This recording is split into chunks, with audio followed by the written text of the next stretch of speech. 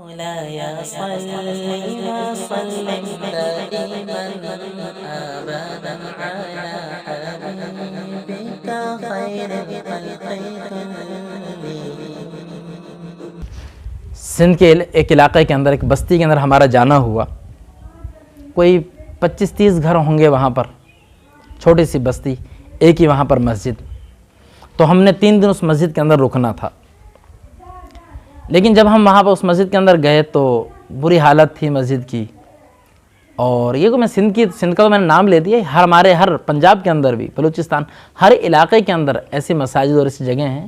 میں پورے ملک کے اندر پھرا ہوں، ادھر چلاس سے لے کر تربت اور گوادر تک سارے علاقوں کے اندر میں گیا ہوں اسی دین کی نسبت سے.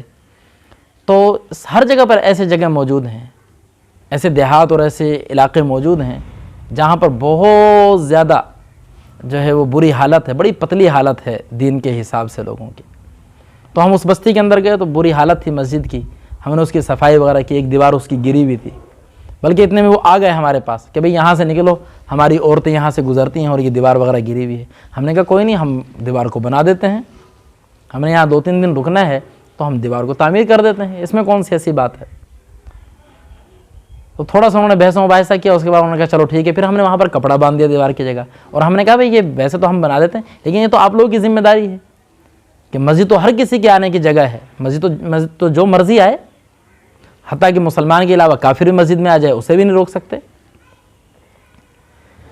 تو آخر وہاں پر ہم رک گئے، ایک کپڑا ہم نے باندھ دیا وہاں پر. تو لیکن وہاں پر ساتھ ہی بالکل گھر، اور مسجد اور گھر کی دیوار بھی بہت چھوٹی سی، اور گھر کے اوپر منڈیر کے اوپر سامنے انہوں نے 2 بڑے بڑے ڈیک رکھے ہوئے، اور ان میں زور زور کے گانے چل رہے ہیں. ہم سمجھے شاید کوئی شادی وغیرہ ہوگی یا کوئی فنکشن ہوگا، تو وہ چلتے رہے. ظہر کا وقت ہوا تو ایک جوان سا لڑکا آیا، وہ ہمیں ملا، بڑے پیار اور محبت سے ملا.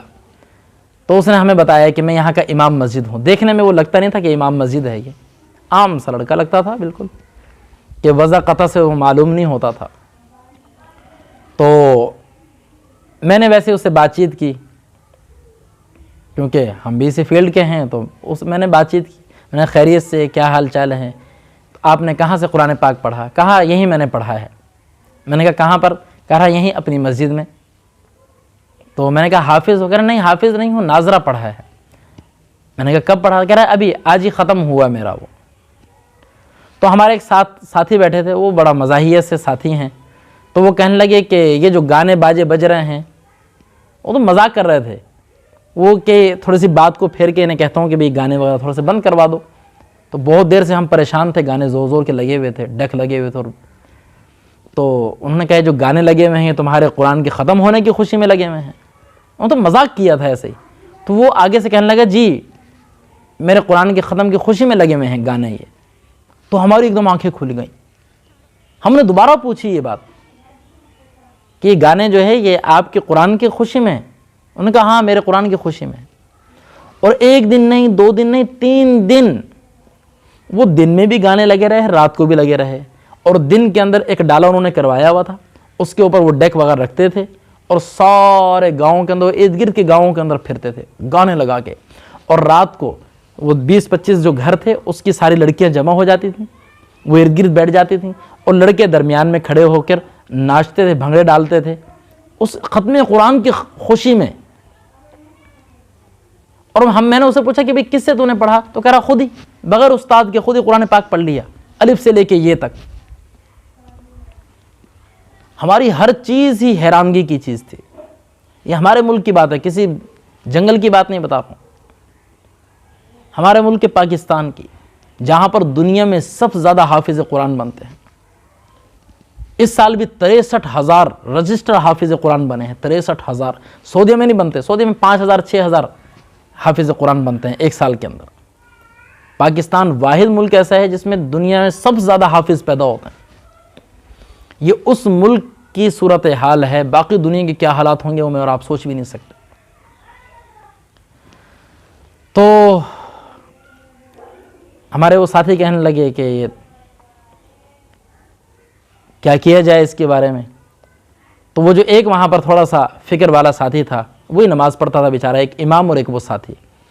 وہ خود گیا ان کے پاس اور جا کر ان گھر والوں کو کہا کہ بھئی یہ مسجد میں آئے ہوئے ہیں، ان کے ساتھ مولوی صاحب بھی ہیں، 2-3 حافظ بھی ہیں، اور یہ قرآن کی محفل ہے، ختم میں قرآن ہے، تو اگر سارے یہاں پر بیٹھ جائیں اور یہ بیان کر دیں آ کر اسپیکر میں وہیں سے ہی، اور یہاں ہم اسپیکر لگا دیں، تو ان کے جو بڑے تھے وہ کہنے لگے ہم کو کنجر لوگ ہیں کہ ادھر ہماری عورتیں بیٹھی ہوئی ہیں اور وہ ہوں اور وہ جو ہے اسپیکر میں بیان کرے کوئی غیر مرد، ہم کو کنجر ہیں۔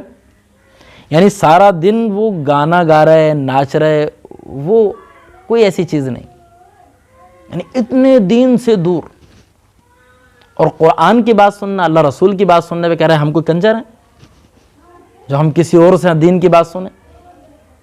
اور کوئی بستی کے اندر نماز پڑھنے والا نہیں، ہم نے 3 دن اس بستی کے اندر رکنا تھا، 2 دن رکے اور اس کے بعد ہم وہاں سے چلے گئے۔ رات کو سوتے، مسجد میں تھوڑی سی گرمی تھی پھر بھی ہم دروازے بند کر کے سوتے تھے، کتنی زور زور کے ڈگ، تہجد پڑھ رہے ہیں اس کے اندر بھی کانوں میں گانوں کی آوازیں آ رہی ہیں، ادھر ہم تہجد پڑھ رہے ہیں، کانوں میں گانوں کی آوازیں آ رہی ہیں، ادھر ہم نماز پڑھ رہے ہیں۔ یعنی نماز کے اوقات میں بھی وہ اپنی ڈک باجے کو بند نہیں کرتے تھے۔